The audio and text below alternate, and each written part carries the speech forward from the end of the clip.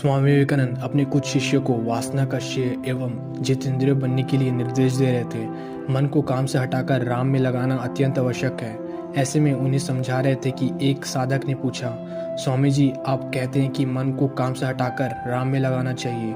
ये कहना तो बहुत सरल है, परंतु इसे जीवन में उतारना अत्यंत कठिन लगता है। आप कोई ऐसी युक्ति बताए कि जिससे मन को काम वासना उठे ही नहीं, वह काम का विचार ही छोड़ दे एवं भगवत चिंतन करता रहे। ये बात सुनकर स्वामी विवेकानंद कहते हैं कि तुम्हारी बात सच है कि काम वासना को मन से हटाना बहुत कठिन है, लेकिन उसे एक बार वश में कर लोगे तो वह जिंदगी भर तुम्हारे कहने पे चलेगा। केवल ब्रह्मचर्य पालन किया जाए तो अल्पकाल में ही सारी विधाएं आ जाती है। श्रुतिधर एवं स्मृतिधर हुआ जा सकता है।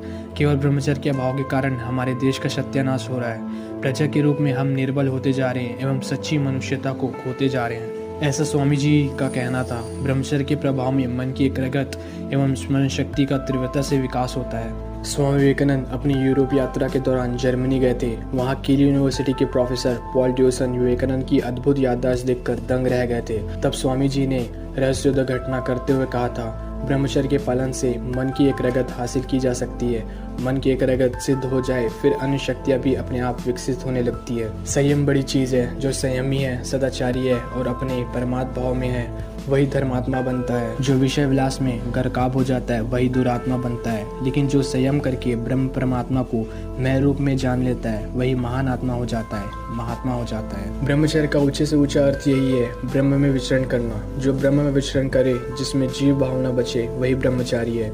जो मैं हूँ वही ब्रह्मा है, जो ब्रह्मा है वही मैं हूँ। ऐसे अनुभव जिसे हो जाए वही ब्रह्मचर्य की आखिरी ऊंचाई पर पहुंचा हुआ परमात्मा स्वरूप है, संत स्वरूप है।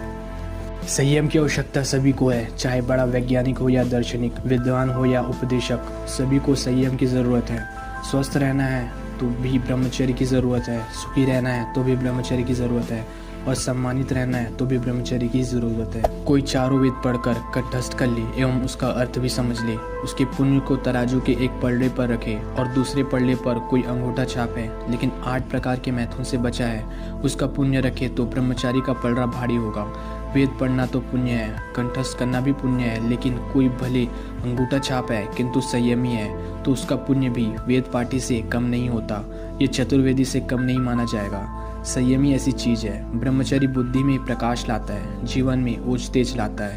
ब्रह्मचर्य ऊंची समझ लाता है कि अपनी आत्मा ब्रह्म है, उसको पहचानना ही हमारा लक्ष्य है। अगर ब्रह्मचर्य नहीं है तो गुरुदेव दिन रात ब्रह्म ज्ञान का उपदेश देते हैं, फिर भी टिकता नहीं। जो ब्रह्मचारी रहता है वह आनंदित रहता है, निर्भीक रहता है, सत्यप्रिय होता है, उसके संकल्प में बल होता है, उसका उद्देश्य ऊंचा होता है और उसमें दुनिया को हिलाने का सामर्थ्य होता है। स्वामी विवेकानंद को ही देखें, उनके जीवन में ब्रह्मचर्य था तो उन्होंने पूरी दुनिया में भारतीय अध्यात्म ज्ञान का ध्वज फहरा दिया था, भारत के दिव्य ज्ञान का डंका बजा दिया था। हे भारत के युवतियों व युवानों, तुम भी उसी गौरव को हासिल कर सकते हो यदि जीवन में संयम को अपना लो, सदाचार को अपना लो एवं समर्थ सद्गुरु का सानिध्य पालो, तो तुम भी महान से महान कार्य करने में सफल हो सकते हो। सर्वे भवन्तु सुखिनः, सर्वे सन्तु निरामयाः, सर्वे भद्राणि पश्यन्ति मा कश्चित् दुःख भग भवेत्। सभी सुखी हो, सभी निर्मल मानस वाले हो, सभी सबका मंगल देखे और दूसरे के दुख में सहभागी हो, दुख हरता हो।